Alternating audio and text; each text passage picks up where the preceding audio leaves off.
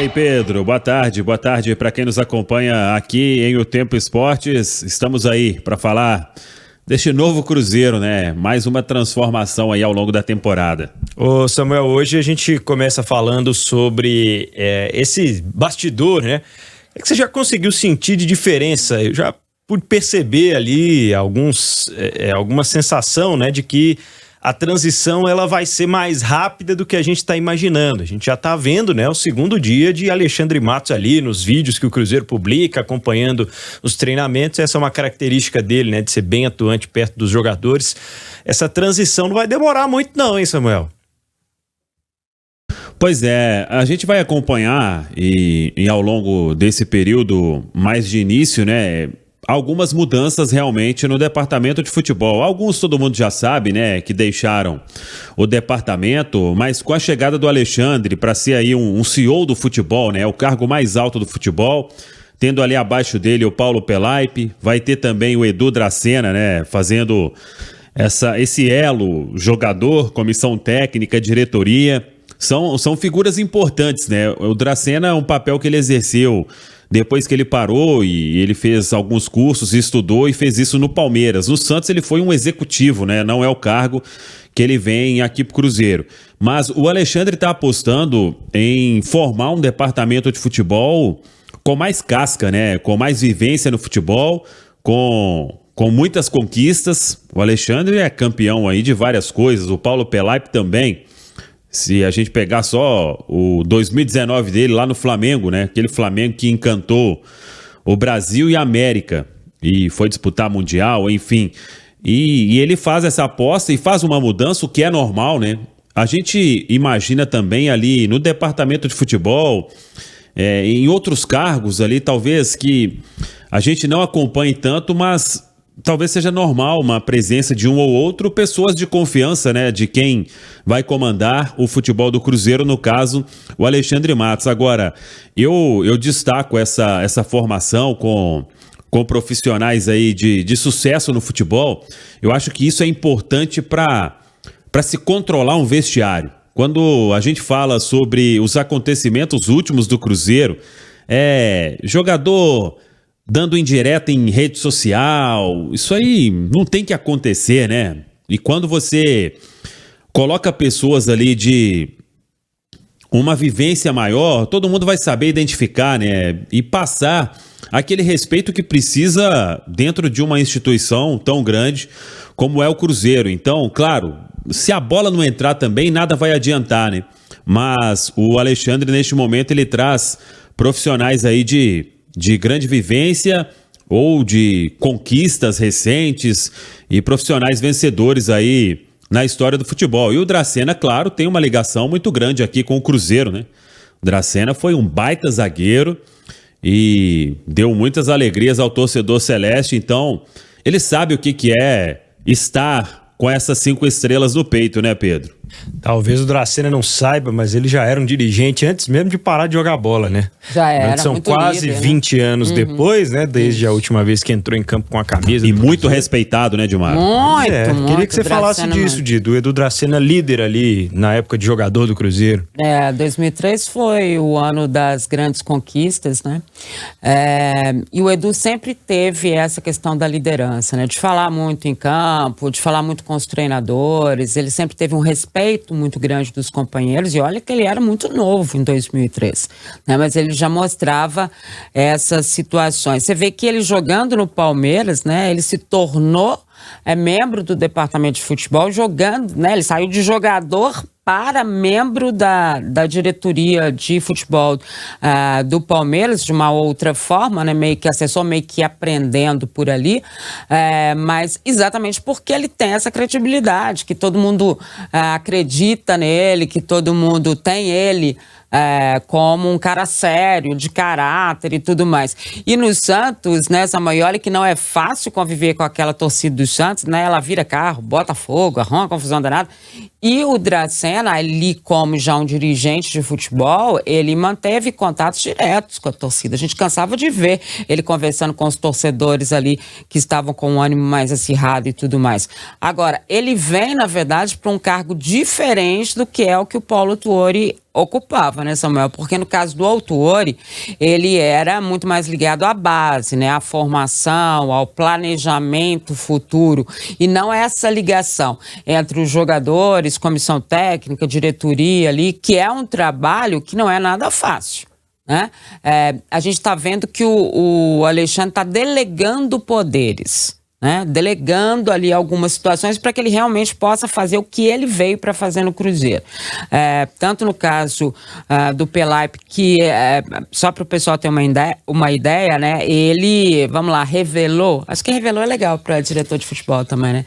Rodrigo Caetano, o próprio Cícero, que está trabalhando com o Caetano junto lá na seleção brasileira. Então, é um cara de super formação, também de muita credibilidade, para agir com ele ali nessa parceria, né, de negociações, contratações e tudo mais, e traz o Edu para essa questão mais campo, né, mais próximo do jogador ali. Isso são divisões que já estão acontecendo sob o comando do Alexandre Matos. Acho que é isso, né, Samuel? Sim, sim. Eu até tive uma conversa rápida com o Edu. Naquela época ali, eu só torcia lá em Araçaí, né, que o Edu jogou aqui no Cruzeiro. Tá, obrigado. Pois é. Eu ficava louco lá. E vocês dando show ali com aquele time do Vanderlei. A gente era menino, assistia ela. Né? Para! Tava muito nova. Começou cedo, né, Pedro? Então, e eu acompanhava ali, só torcia, né? E o Edu foi um baita jogador e uma história muito legal aqui, com as 5 estrelas, com a camisa do Cruzeiro. Mas depois, no mundo da bola aí, a gente teve contato e eu me recordo, uma época, o irmão do Edu veio jogar no América também, Renato Dracena. Hoje eu acho que ele é empresário no mundo da bola e a gente sempre teve um contato ou outro ali. E hoje eu falei com ele, talvez a nomenclatura do cargo seja a mesma, mas a função vai ser a que ele exerceu no Palmeiras. Esse contato aí, que é como se fosse, vamos dizer, um gerente de futebol. É isso. Da moda antiga, né? O que fez o Tinga, por exemplo, no Cruzeiro, é aquele contato jogador, comissão técnica, diretoria, tá ali no dia a dia. Porque esses caras, eles viveram o vestiário, né? Eles sabem tudo que tá acontecendo, então, às vezes um ali tá insatisfeito ali com alguma coisa, aí você tem um jogador muito vencedor, com espírito de liderança e que sabe identificar essas coisas para ir controlando ali o vestiário, facilitando o trabalho. O Paulo Autuori, no caso, era mais de metodologia, né, Dilmara? De todas as categorias, de acompanhar, de estar lidando mais com o técnico também. Realmente não será isso que o Edu vai fazer, pelo menos pelo que ele me disse. E tá feliz, viu, gente? Samuel também conversou com ele, deve ter ouvido, né? Tá muito feliz do retorno. Falou assim, vamos trazer o Cabuloso de volta, Mário. Eu falei, olha, gente, a pessoa tá, né, feliz de estar voltando. E aí tem um ponto que é muito importante. A recuperação da história do Cruzeiro, né? Com todo respeito ao que foi feito pela SAF Ronaldo, da recuperação lá financeira e tudo mais, né, de ter trabalhado bem nessa reorganização do Cruzeiro, mas a história do Cruzeiro ficou meio de lado, né? As pessoas que passaram por essa história, que conhecem mesmo tudo que o Cruzeiro representou antes da SAF, né? Ela vem também com o Edu nessa história, porque ele sabe tudo que aconteceu. E com o Alexandre Matos também, né, que foi bicampeão brasileiro com o Cruzeiro, montou os times de 13, de 14 aí e tudo mais. Então, acho que é meio que um resgate mesmo. Com o próprio Pedrinho, né, o Pedro Lourenço, que também é esse apaixonado, desde lá de 2003, ele já ajudava o Cruzeiro. Então, é um retorno, eu diria, né? E dentro disso, eu acho que já é um acerto muito grande. Talvez o que a torcida mais cobrasse era isso, né? Era a história do Cruzeiro, era o que o Cruzeiro era, né? E tudo isso. E, ouvi até dizer que pode ser aí, não sei, né? Fábio pode encerrar a carreira aqui no Cruzeiro. Olha o que a Dilmar Oliveira está dizendo às 5 horas e 52 minutos desta quarta-feira, dia do trabalhador. Palpite. Você acha, Samuel? Vamos ver se ele acha. Acha? Ele tá muito bem no Fluminense, né? Mas eu penso que quando o Fábio, ele decidir, e agora, né, saindo a diretoria do Ronaldo, quando ele decidir deixar o Fluminense, eu não tenho dúvida nenhuma que essa história de... O Fábio falta pouco para completar 1000 jogos, né? Isso. Então, eu acho que as pessoas podem trabalhar sim, dentro de um cenário para se completar 1000 jogos, gente. Isso é uma história espetacular, né? Que ninguém nunca vai conseguir apagar. Mas aí depende. Eu acho que ele renovou o contrato, né? Até o final de 25. Uhum. Pois é. E tá muito bem, né? O Fábio... E pro Fábio, eu não tive a oportunidade de conversar com o Fábio depois que ele saiu do Cruzeiro. Eu acho que a saída do Cruzeiro, claro, analisando hoje, fez muito bem ao Fábio, porque ele voltou...